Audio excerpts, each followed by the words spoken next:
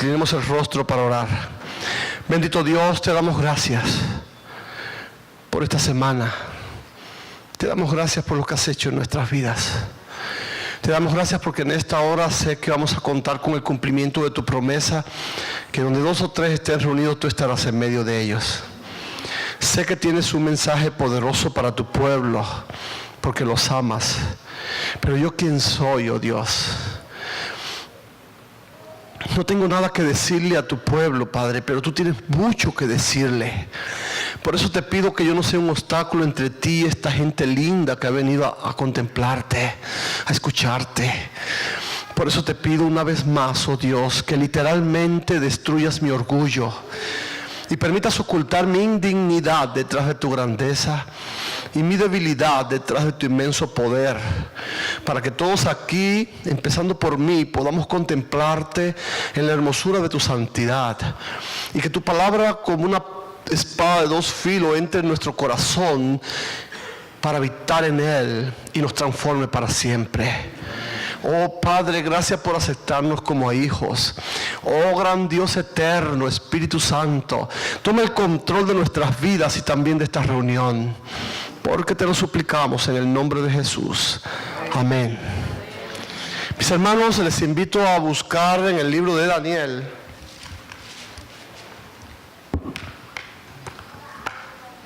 El capítulo 3 del libro de Daniel es uno de los capítulos tremendos de este libro.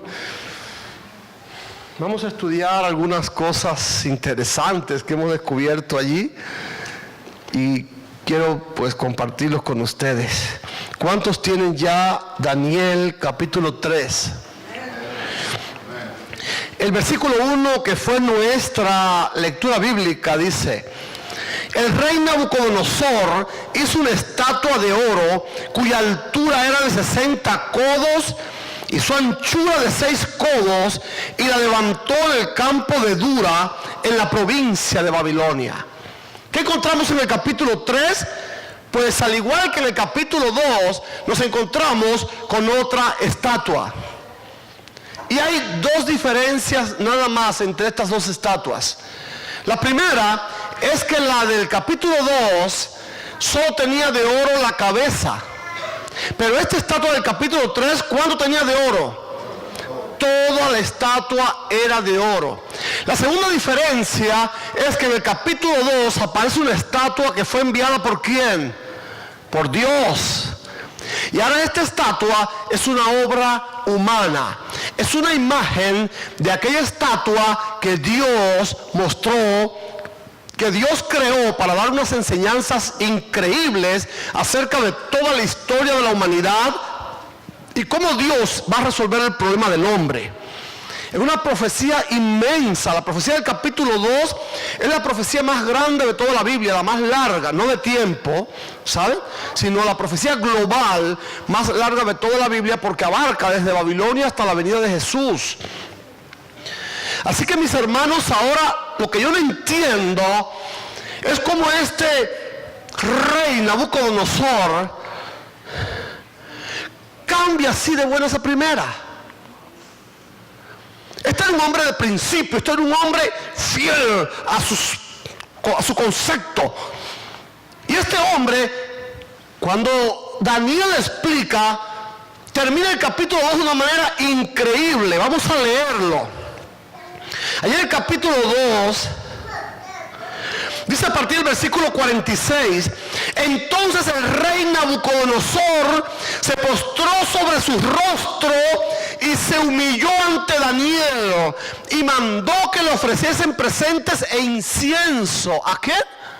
A Daniel. ¿Qué testimonio el de este hombre, Daniel, para que un rey pagano, emperador del mundo, haga esto con su persona? Y dice el versículo 47: y el rey habló a Daniel y dijo: ciertamente el Dios vuestro es Dios de dioses y Señor de los reyes y el que revela los misterios, pues pudiste revelar este misterio. Ahora Nabucodonosor reconoce que está ante un hombre que, aunque es su esclavo, su siervo, tiene algo especial, algo grande hay en este hombre, y ahora se da cuenta que es por causa del Dios al quien él sirve, y él mismo está dispuesto a reconocer a ese Dios de este siervo. Ya hay alguno así que entre nosotros que ha podido impactar a alguien grande por el servicio que le das a tu Dios cada día.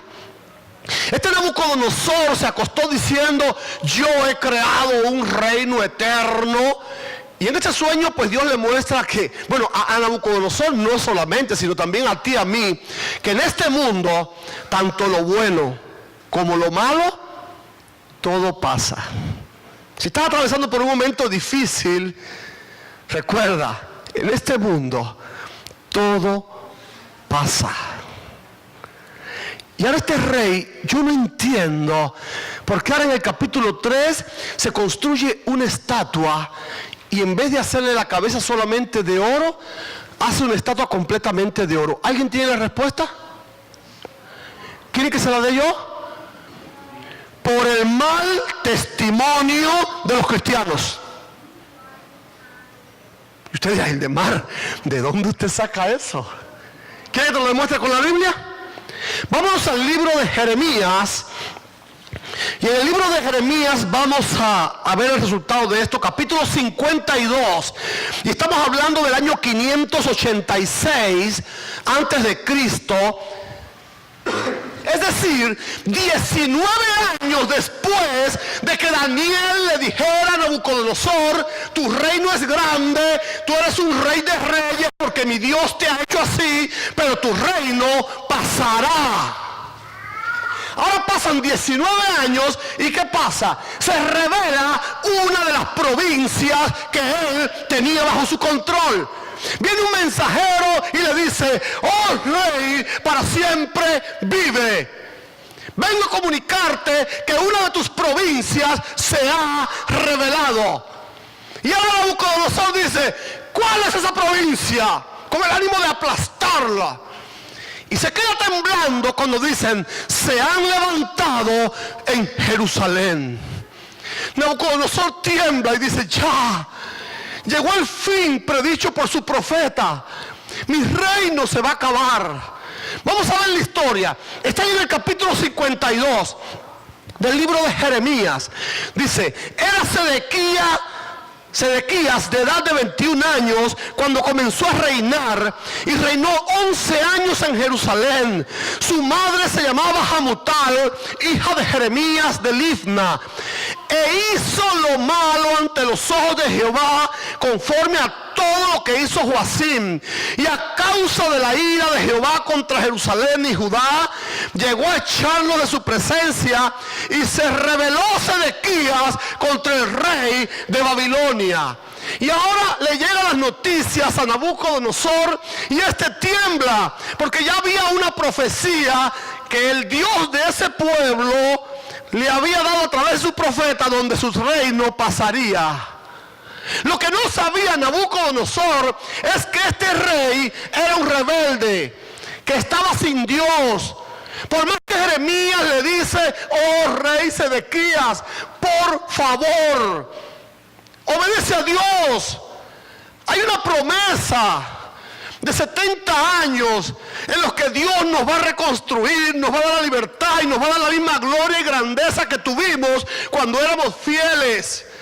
No sigas siendo un rebelde, no te levantes y espera en Dios.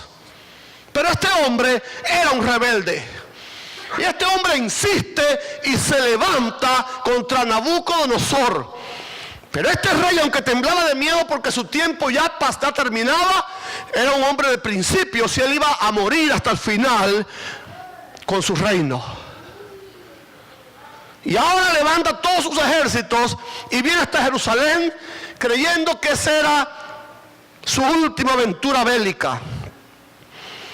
Y continúa diciendo en el versículo 4: aconteció por tanto a los 9 años de su reinado, en el mes 10º, a los 10 días del mes, que vino Nabucodonosor, rey de Babilonia, él y todo su ejército contra Jerusalén, y acamparon contra ella.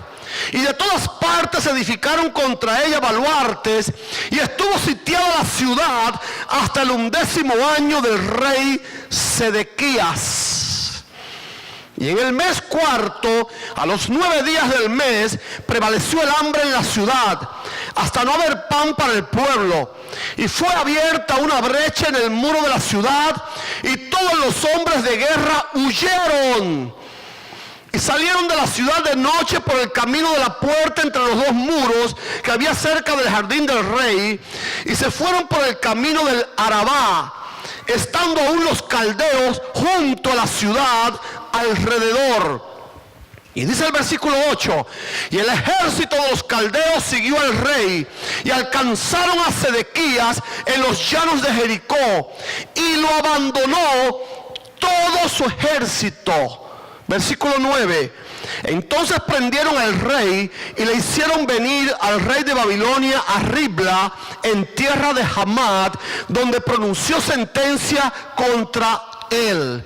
Y vamos a ver el resultado de su rebeldía ahora. Versículo 10: y degolló el rey de Babilonia a los hijos de Sedequías delante de sus ojos. Y también degolló en Ribla a todos los príncipes de Judá. ¿Por los pecados de quién? Por los pecados de papá. Ahora Babilonia sacrifica sus hijos. Todos nos hemos quedado tristes con esa noticia, pero eso es un mensaje para la iglesia adventista hoy. Yo no sé por qué los padres creen que ellos pueden hacer lo que quieran y que no van a cosechar consecuencias en sus hijos. Yo quiero que tú sepas que los muchachos aprenden quizás un 30% de lo que tú le enseñas, pero un 70% de lo que ven en ti. Y la hipocresía con la que tú vives tu cristianismo, al final le va a costar la vida a ellos. Por los pecados de los padres, los hijos serán sacrificados. Yo veo con qué facilidad en la iglesia adventista los esposos se miran así fríamente y dicen: tú para aquí, yo para allá, tú con este, yo con aquella.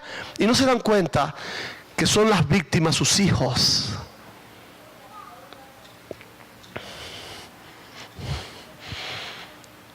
Y dice el versículo 11: no obstante el rey de Babilonia, miren qué poquito. No obstante el rey de Babilonia solo le sacó los ojos a Sedequías. ¿Por qué le sacó los ojitos nada más? Es que este hombre no quería ver. Por mucho tiempo estuvo Jeremías diciéndole: no seas rebelde, escucha y ve a nuestro Dios.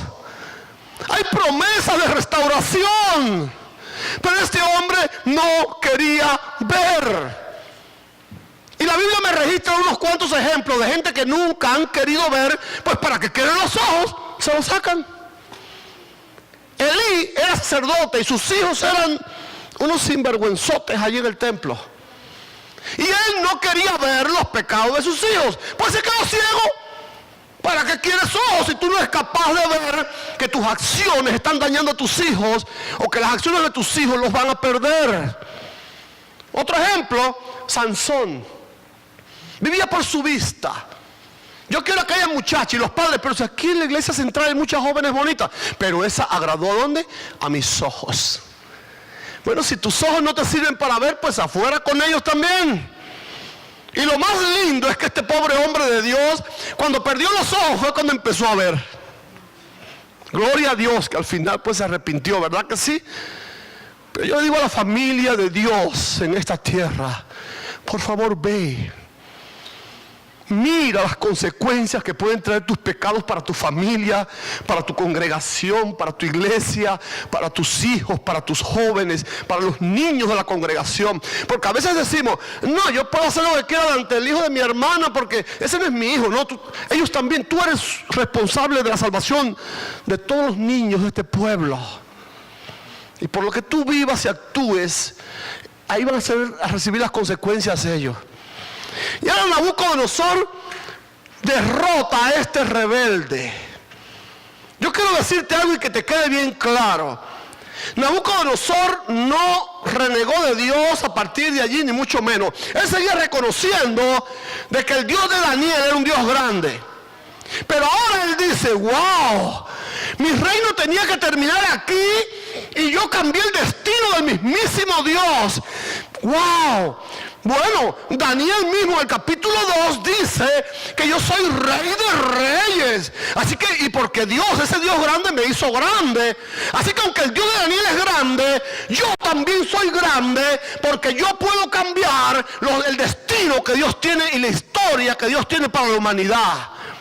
Y ahora llega con todo su orgullo a su país y levanta una estatua en acto de rebeldía contra ese Dios que le dijo, tu reino pasará. Y le dice, yo puedo cambiar el destino que ese Dios grande ya planificó. Esto casi como que se sentía mucho más grande que antes, porque dice, si ese Dios es grande, porque de verdad que lo es, pues yo soy más grande aún. Ahora, lo más tremendo es que en este capítulo que vamos a estudiar, vemos cómo por la actitud de un rebelde, la vida ahora de 3 jóvenes está en peligro. Y eso siempre va a pasar. En una iglesia siempre hay 2 o 3 que están esforzándose, buscando almas, esforzándose, trabajando. Pero el resto quizás está dando mal testimonio y no sé qué y no sé cuánto.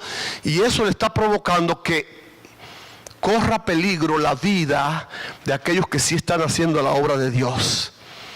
Así que tus brazos cruzados o metidas las manos en los bolsillos le está haciendo mucho daño incluso a los que sí están haciendo la obra acá. Por favor, despierta porque el tiempo se acaba. Y aquí vemos la historia como Nabucodonosor, lleno de euforia, lleno de alegría, pues convoca una celebración religiosa. Esta convocación de carácter religioso, cuando se usa la palabra ahí, se usa la misma palabra que se usa para las celebraciones en el santuario de Dios. Así que era una celebración de connotación religiosa. Y ahora se da la orden de que cuando toque la orquesta, traían una orquesta y todo para allí, y cuando la orquesta empezara a tocar, todos debían postrarse ante la estatua que Nabucodonosor había creado. Pero junto con la estatua también levantaron un horno de fuego. ¿Por qué? Porque esta religión de Babilonia trabaja al nivel de las emociones. Entonces con la música querían provocar que con las emociones las personas hicieran hasta lo que no querían hacer. Trabajan primero con las emociones y luego pues ya usted tiene a la persona en su mano y los puede hacer hasta lo que ellos ni siquiera habían pensado. Hay muchas religiones de ese tipo hoy. La religión de Babilonia está ganando terreno. Iglesias donde atacan con música el cerebro de los que están adorando. No le muestran ni siquiera palabra de Dios y luego hacen hasta lo que la gente no había pensado. Gente que se mete la mano en el bolsillo, sacan todo su dinero, hipnotizados, dormidos, no sé, los estafan, les roban sin armas, los asaltan sin armas y nadie llama al 911.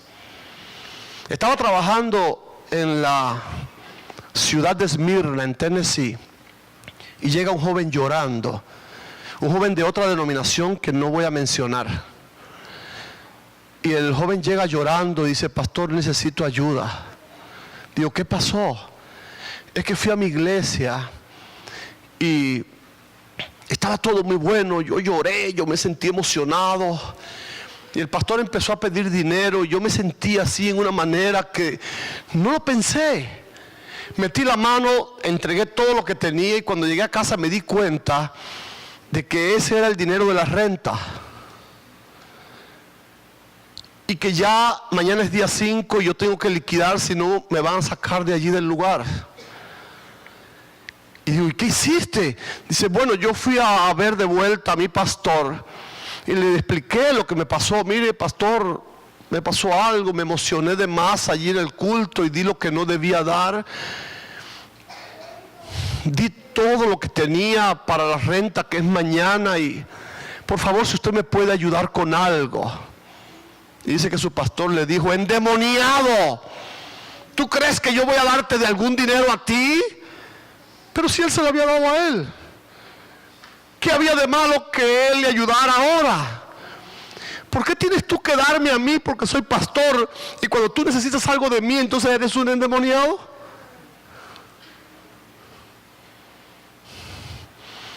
Las emociones son importantes en la adoración, pero no es todo. La adoración de Dios tiene que nacer del corazón. Si tú estás aquí porque este pastor trae unas historias de su vida increíbles y no, mejor vete. Pero si tú has venido esta semana aquí porque quieres que Dios entre en tu corazón y cambie tu vida y que la palabra poderosa entre en tu vida, entonces esta semana va a cambiar tu vida. Porque Dios trabaja de dentro hacia afuera, pero en el nivel exterior solo quien trabaja es el enemigo.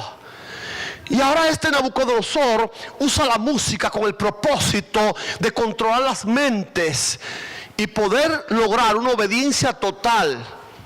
Así trabaja la religión de Babilonia, pero también trabaja de otro modo, y es a través del miedo y la amenaza. Allí estaba en presencia de todos el horno de fuego. Y las personas sabían que si no se postraban en la estatua, iban al horno, porque esa era la ley que se había establecido para los rebeldes. Y ahora imagínense la escena. En la llanura de Dura, imagínense, una llanura, ahí se levanta la estatua. Yo me imagino que en algún montecito cercano pusieron el trono de Nabucodonosor para que él tenga buena vista de todo el proceso de la actividad. Y él tenía una vista completa, que la Biblia nos demuestra después, no solo de las personas que iban a adorar, sino también de la boca del horno. Desde su posición, él podía ver la entrada del horno allí y podía ver a las personas. El mejor palco se lo dieron a él para presenciar su show. Y ahora pues suena la música y todo el mundo, ¿qué? Se arrodillan. Yo quiero decirte algo. En el Medio Oriente no se arrodillan como acá nosotros. He visto cosas raras en cuanto a la adoración y la humillación del cristiano ante su Dios. He visto iglesias incluso donde ni siquiera se postran de sus dos rodillas, sino que hacen esto y arrodillan una sola. Y a veces he visto hermanos que tienen como que una especie de amortiguación, como que quieren quedar bien con los dos equipos. Pero en el Medio Oriente no es así. En el Medio Oriente humillan su rostro, ponen su nariz contra la cara. Incluso, no sé si han visto en el Medio Oriente como ponen unos paños y se acuestan contra el suelo. Así que la imagen que tú estás viendo allí, imagínensela. Una estatua enorme, una llanura y una alfombra tapizada de camisas de las personas que están adorando, porque eran espaldas lo que se veía ahí en el piso, todo. Y en medio de toda aquella llanura de espaldas, 3 jóvenes de pie y no temblaban. Dice el espíritu de profecía que faltaba un cuarto joven, Daniel, y dice que quizás Nabucodonosor mandó a Daniel alguna misión porque no quería más problemas con este muchacho, ¿verdad? Y como que Daniel era como que el líder del grupito este de cabeciduros. Él dijo, déjame ver si estos 3 sin su líder, pues, eso siempre lo va a hacer el enemigo. Siempre viene a la iglesia y vamos a aprovechar que el primer anciano no está por ahí. A ver cuán adventista es este. Wow. Tú tienes que ser probado. Y tu pastor nunca va a estar a tu lado, o siempre no va a estar a tu lado para... Tú tienes que demostrar y testificar acerca de tu fe. Recuerda que el cristianismo siempre ha sido un asunto de 2, tú y Jesucristo. Así que cuando el zapato te apriete, no, mi pastor y mi primer anciano. No, es un asunto entre tú y Jesucristo. Y estos jóvenes lo sabían. Y estos jóvenes puestos de pie allí eran una amenaza para la prepotencia y la falsedad de aquella religión. Ahora yo les pregunto, ¿ustedes creen que Nabucodonosor no vio a los jóvenes?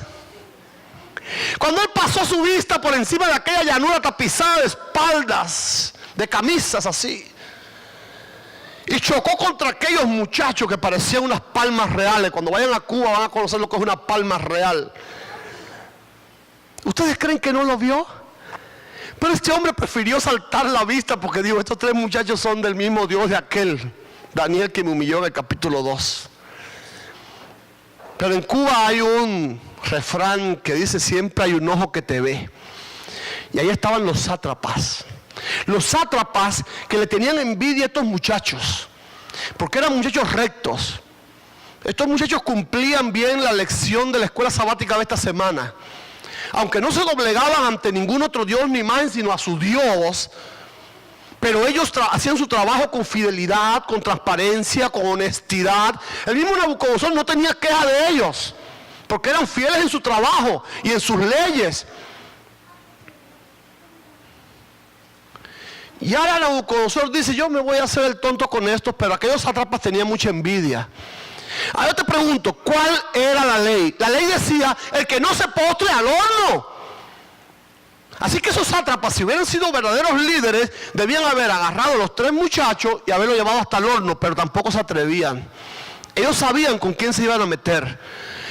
Y entonces usan un método que todavía hoy lo están usando los babilonios que andan por allí. Vienen a comerle el coco a los líderes de la junta.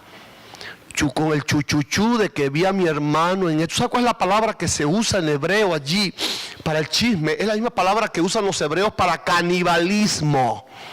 Ellos querían comerse a pedacitos a los tres hebreos. Y yo te pregunto, aquellos que vienen con chismes a la junta, ¿no querrán también lo mismo? O tú vienes con un chisme a la junta de un hermano para que le dé un certificado de reconocimiento. ¿Por qué mejor no vas tú directamente y arreglas tu asunto con tu hermano y lo levantas y lo perdonas y lo restauras? Que para eso es que Dios te ha llamado. Pero eran tan cobardes como son los chismosos. Qué bueno que en esta iglesia no hay, no sé ni para qué toco ese tema. Que viene donde está Nabucodonosor y dice, oh rey, tú no diste una orden. Ya el mismo Nabucodonosor dijo, estos vinieron a echarme a perder la fiesta. Señor, ¿tú no dijiste que el que no se arrodille tenía que ser echado al horno de fuego? Hay tres jóvenes hebreos de los que tú trajiste. Eres el culpable por traer esa raza que no se quisieron arrodillar. Y Nabucodonosor tenía que haberle dicho, ¿por qué no lo echaron al horno de fuego? Si ustedes lo vieron. Pues dice allí el texto que Nabucodonosor se llenó de ira. Él quiso mostrarse poderoso y grande con los suyos. Entonces, dice el versículo 13, Nabucodonosor dijo con ira y con enojo que trajesen a Sadrach, Mesach y Abednego. Y al instante fueron traídos estos varones delante del rey. Imagínense, estos sátrapas estaban locos por traérselo. Dice que al instante, no perdieron tiempo. Le traen los tres muchachos a Nabucodonosor. Y ahora veo, cuando Nabucodonosor se enfrenta a los muchachos, veo un cambio total del airado Nabucodonosor. Ahora viene Nabucodonosor, versículo 14 dice, y habló Nabucodonosor y les dijo, es verdad, Sadrach, Mesach y Abednego, que vosotros no honráis a mi Dios, ni adoráis a la estatua que yo he levantado. Miren, les voy a dar una oportunidad, muchachos, porque yo soy bueno y ustedes son jóvenes. Yo voy a hacer que la orquesta vuelva a tocar. Fíjense qué generoso. Si tengo que volverles a pagar, yo les pago, pero lo estoy haciendo por ustedes. Les voy a dar una oportunidad de que salven su vida. Yo voy a decirle a la orquesta que toque. Y verdad que sí, verdad que ustedes ahora sí se van a arrodillar. Y me gusta la respuesta de estos muchachos. Sadrach, Mesach y Abednego respondieron al rey Nabucodonosor diciendo: no es necesario que te respondamos sobre este asunto. Tú nos conoces.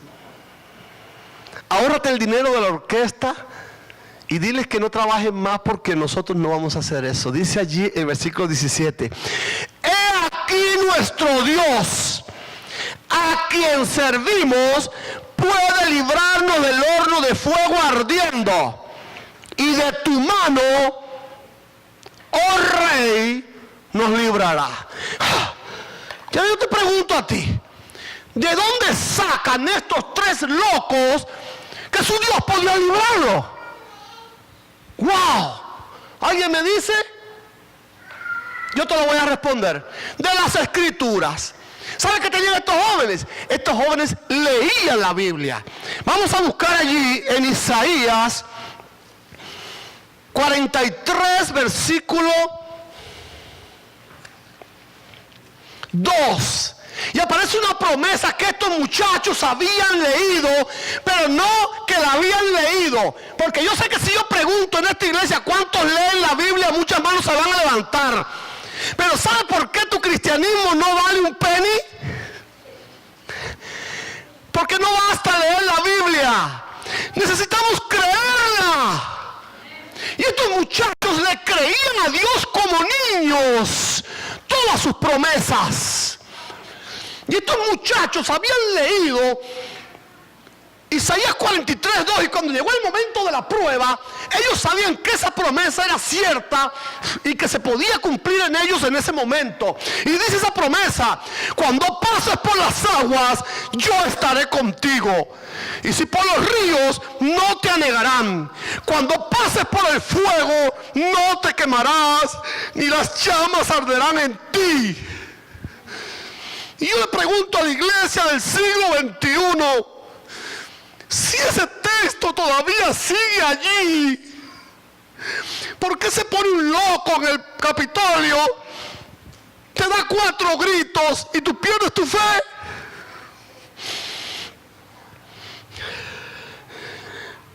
Porque cuando tu compañía quiebra, te olvidas de tu Dios. Hace poco vi un video que bajó el cantante José José. Tiene un cáncer de páncreas y le está pidiendo al mundo que oren, que oren, que oren. Digo, qué bonito. Hasta yo me puse a orar por el pobre hombre. Sí, está pidiendo oración, ¿por qué no orar? Ahora parece que los médicos le están dando noticias más feas. Y ahora se fue a Miami a ver a los cubanos de Miami, a hacer pacto con los brujos esos de Cuba. Y ahora anda lleno de collares José José, y ahora sí se va. Ese no va a ver ni el día de la independencia de México. Sí,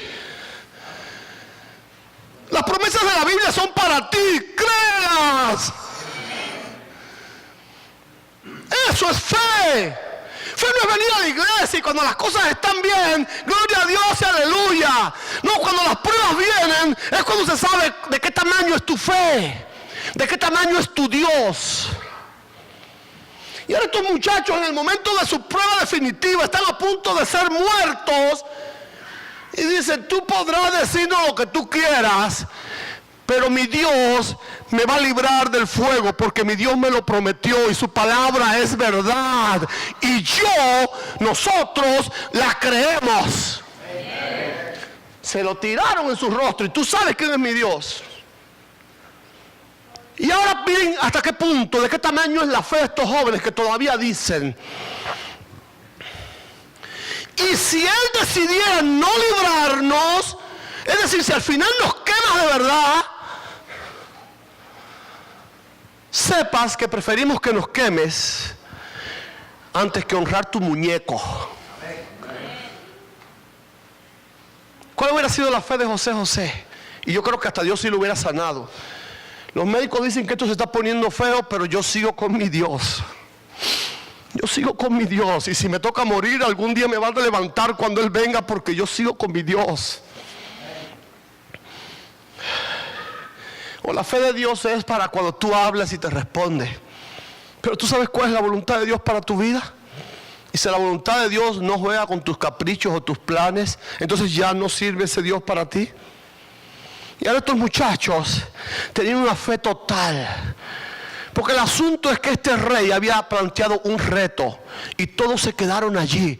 Porque cuando él los amenaza les dice: ¿y qué Dios será aquel que os libre de mis manos? Ya había un duelo planteado entre dos dioses. Nabucodonosor, el rey de Babilonia, el rey de todos esos payasos que estaban allí, y el Dios de verdad. Y todo el mundo se concentró en aquel debate, en aquella pelea.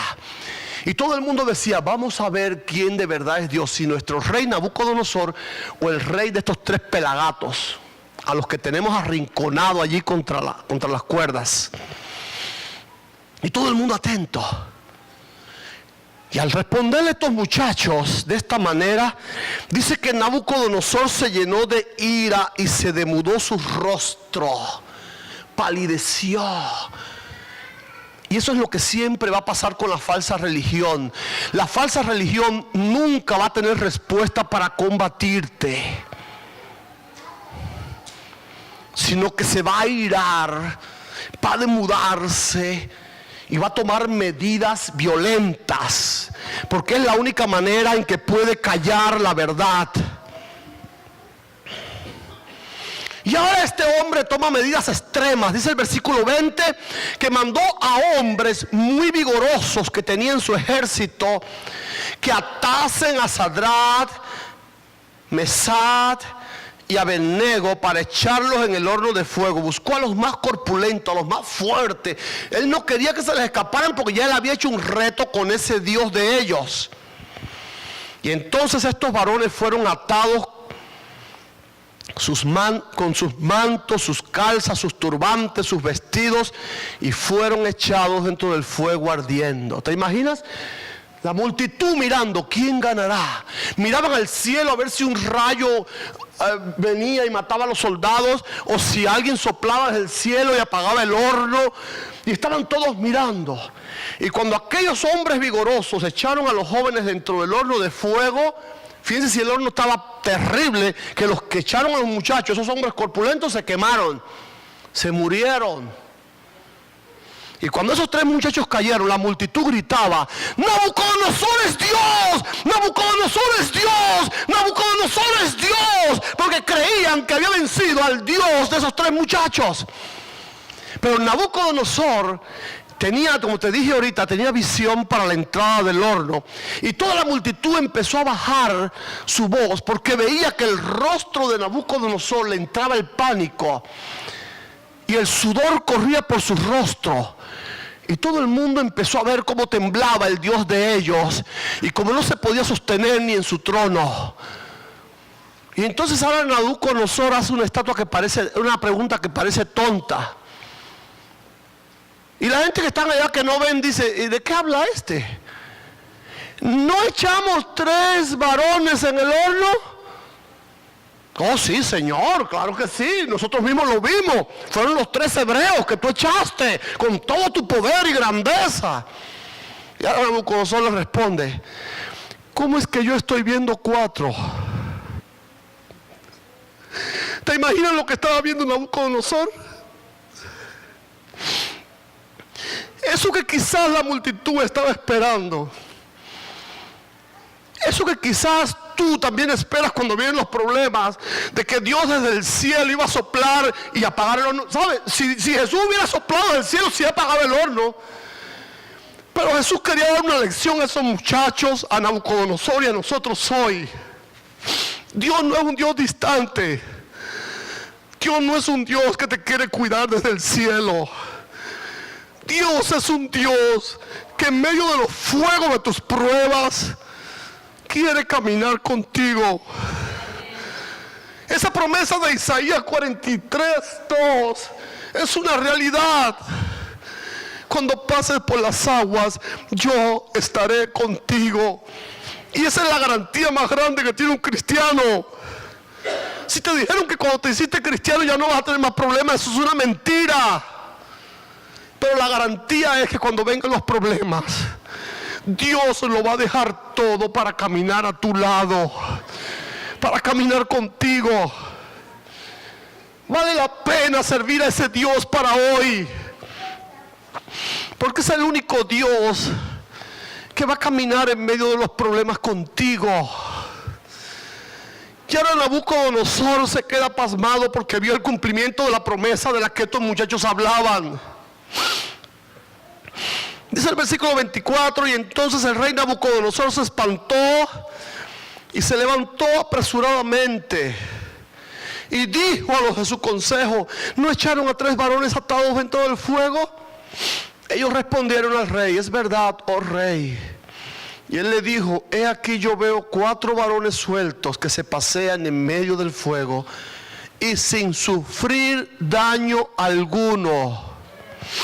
Y el aspecto del cuarto es semejante al Hijo de los dioses. Era de carácter divino, no fue un ángel. El mismo Dios descendió a cuidar de ellos. El mismo Dios quiere descender a cuidarte. Él sabe que tú eres un fracasado de Capernaum. Él lo sabe que te dejaron tirado a la orilla del camino, pero Él quiere caminar contigo. Y dice que Nabucodonosor pudo ver con sus ojos que esos muchachos no sufrieron ningún daño. La única manera de que tú no puedes sufrir daño cuando las pruebas vengan a ti es si le pides a Jesús que camine contigo en medio de ellas. No es si te vas a buscar otras opciones como el pobrecito de José. Entonces Nabucodonosor se acercó a la puerta del horno de fuego ardiendo y dijo humillado: Sadrach, Mesach, Abednego, siervos del Dios Altísimo, salid y venid. Y entonces Sadrach, Mesach y Abednego salieron del medio del fuego. Y se juntaron los sátrapas, los gobernadores, los capitanes y los consejeros del rey para mirar a estos varones, cómo el fuego no había tenido poder alguno sobre sus cuerpos, ni aún el cabello de sus cabezas se había quemado. Sus ropas estaban intactas y ni siquiera olor a humo tenían. ¿Tú sabes por qué nuestras iglesias no se llenan? Porque el mundo está viendo cómo las pruebas nos chamuscan y nos queman todo. Porque cuando tu vecino vea que tú en medio de los fuegos te paseas y glorificas a tu Dios, entonces tus vecinos van a decir: ¿dónde se reúne el loco este de mi vecino? Porque para ahí voy yo. Es para ahí que voy, como dicen los dominicanos. Es para ahí que voy. Lo que pasa es que no siguen a Jesucristo porque ven que ni los que siguen a Jesucristo viven como deberían vivir. Tengo un amigo que estoy estudiando con él, es de otra denominación, pero él me vino a ver porque quiere aprender de Biblia y me dijo: no me traigas la tuya, solo enséñame Biblia y enseña a predicar. Pues te enseño. Me quería hasta pagar. Le digo: no, yo te enseño Biblia. Y ahora que ya está predicando, dice: ahora me pasa algo terrible. Todos tienen sus ojos puestos en mí. Todos me están checando, todos... ¿Qué voy a hacer? Así no se puede vivir, me dice él. Todos evaluándome. Y yo le dije: mira, tú y yo somos edificaciones de Cristo. Y como él trabaja en la construcción, ¿ve? Pues él conoce de eso. Le digo: cuando tú llegas a un lugar y ves un cimiento muy grande, muy bien, muy bueno, tú dices: wow, tremendo edificio que van a hacer acá, solamente porque ve el cimiento. Cristo es el cimiento del cristianismo, es la piedra del ángulo, dice Pedro. Así que el cimiento en el que tu fe está fundamentada es algo maravilloso. Todo el que ve el cimiento tiene que decir: wow, tremenda edificación que Cristo está haciendo. Y tú y yo somos parte de esa edificación, le dije. Y cuando la gente ve que empiezan a poner los bloques de concreto allí, con una precisión tremenda, la gente dice: wow, qué edificio se está haciendo allí. Pero de momento ponen, imagínense, una ventana chueca. Todo el que pase va a decir: qué lástima de edificio. Parecía que iba a ser una gran edificación, pero miren esa ventana. Está chueca. Eso mismo es lo que pasa con nosotros, le dije a él. Tú tienes que edificarte sobre el cimiento que es Jesucristo. Pero recuerda que si tú decides ser una ventana chueca, todos te van a señalar, nadie te va a mirar, nadie te va a envidiar. Daniel era una ventana escuadra. Fíjate que en el capítulo 2, Nabucodonosor no solo reconoció a su Dios, sino que se postró y hasta le quemó incienso a un hombre. Porque vivía una vida recta, era una edificación preciosa en las manos de Dios. Y ahora estos tres jóvenes le dicen a Jesucristo: si tú quieres nos puedes quemar, pero no te vamos a traicionar. Si tú permites que nos quemen, es tu decisión, pero nosotros no te vamos a fallar. Y ustedes dirán: ¡qué valientes! Y yo te voy a decir algo: no eran tan valientes. Lo que pasa es que, como te dije al principio de esta semana, el cristianismo es práctico, saca tu cuenta. Y estos muchachos sacaron su cuenta. ¿Qué cuenta sacaron? Sencillo. Nabucodonosor le está diciendo: si se arrodillan ante mi muñeco, yo no los mato, van a tener vida. Esa decisión es de ustedes ahora mismo. Pero ¿cuál vida? Si se arrodillaban ante el muñeco, iban a vivir como esclavos de Nabucodonosor.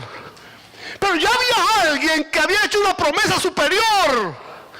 Alguien que les había dicho que si ustedes son fieles a mí, ustedes no van a ser esclavos nunca más. Se van a sentar en mi trono y van a reinar conmigo. ¿Y ahora qué tú quieres? ¿Arrodillarte ante un muñeco para seguir viviendo como un esclavo por un tiempito más?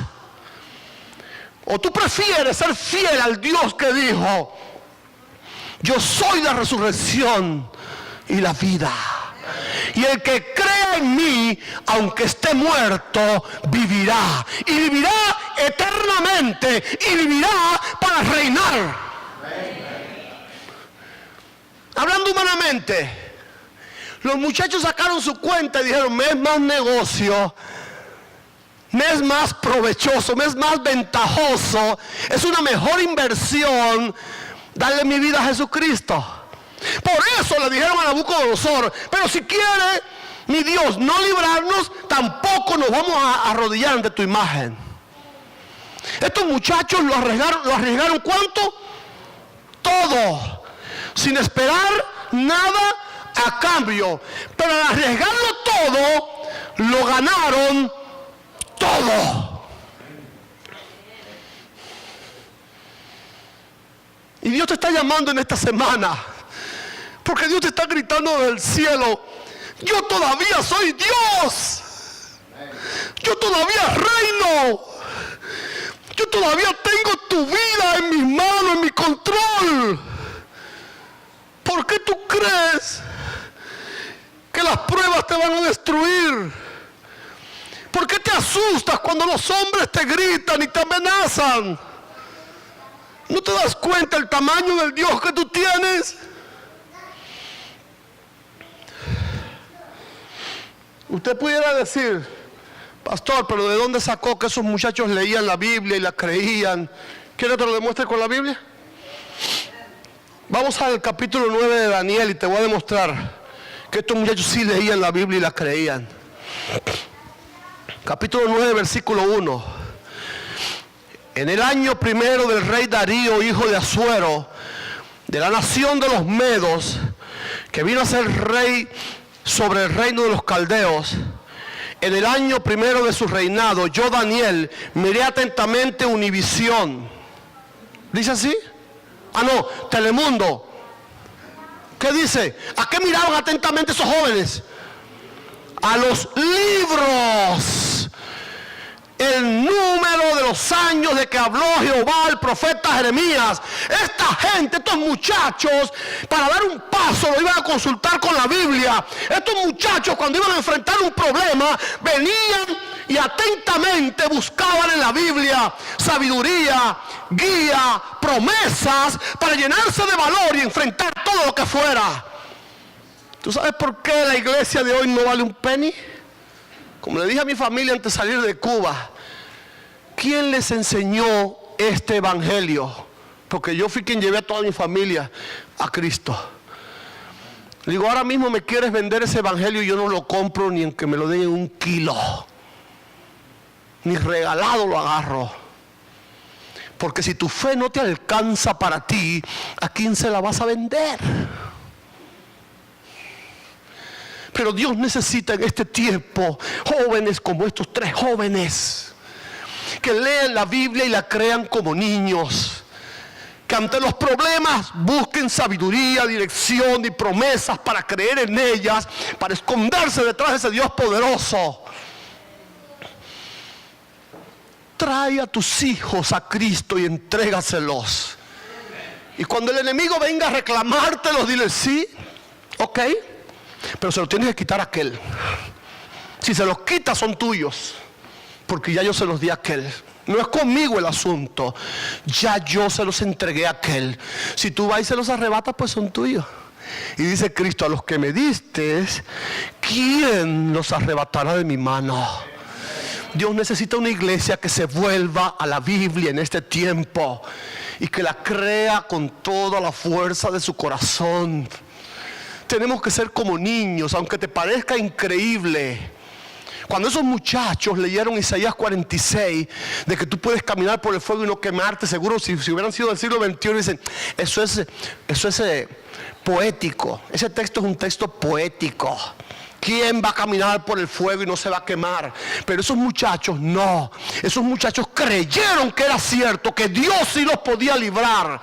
Y pudieron ver con sus ojos cómo Jesús caminó con ellos. Fue Jesús, no fue un ángel. El mismo Jesús. Tú has sido enseñado porque alguien envió a alguien para que te diera el evangelio. Tú hoy estás siendo capacitado porque Dios sigue enviando hombres a ti. Pero yo quiero que tú sepas que cuando vengan las pruebas, Él mismo va a descender y te va a sostener. No va a enviar a ningún hombre. Y cuando Él venga a buscar a su pueblo, no va a enviar al ángel Gabriel ni va a mandar a nadie. Él mismo va a venir a buscarte. Porque eres un Dios cercano, es un Dios que quiere vivir contigo, pero necesita que tú le creas. Necesita que tú vivas a la altura de lo que Él espera para este tiempo. ¿Qué hemos aprendido de este capítulo en el día de hoy? Porque esa es una historia del pasado. Pero acuérdate que el libro de Daniel es para el tiempo del fin. Porque el mismo Dios le tuvo que decir en Daniel 12:4, sella el libro porque esto no es para ahora, ¿sí o no? Entonces esa historia nos está enseñando algo importante. Que para el tiempo del fin, este de hoy, va a venir un edicto de la nación más poderosa del mundo. ¿Será Cuba? ¿Puerto Rico? ¿República Dominicana? ¿México? Bueno, México es una gran nación. No vamos a meternos con México. Va a venir de Estados Unidos, de donde tú estás viviendo. Y se va a proclamar un edicto de muerte.